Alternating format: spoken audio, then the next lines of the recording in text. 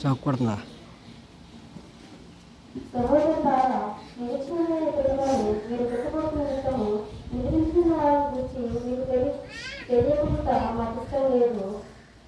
యేసు ముక్కుపోయి తిరిగి లేచిన మనము నమ్మిన అదే ప్రకారము యేసు ముందు నిద్రించిన వారిని దేవునితో కూడా వెంటబెట్టుకుని వచ్చాను. మేము ప్రభు మాటను బట్టి మీతో చెప్పినదేమనగా, ప్రభువు రాకడ వరకు సజీవులను నిలిచి ముందు మనము నిద్రించిన వారి కంటే ముందుగా ఆయన సన్నిధి చేరుము. ఆర్భాటంతోనూ ప్రధాన గోచరత్వంతోనూ దేవుని గోడతోనూ పరలోకం నుండి ప్రభు దిగివచ్చును. క్రీస్తు నుండి మీదైన వారు మొదట లేపుడు.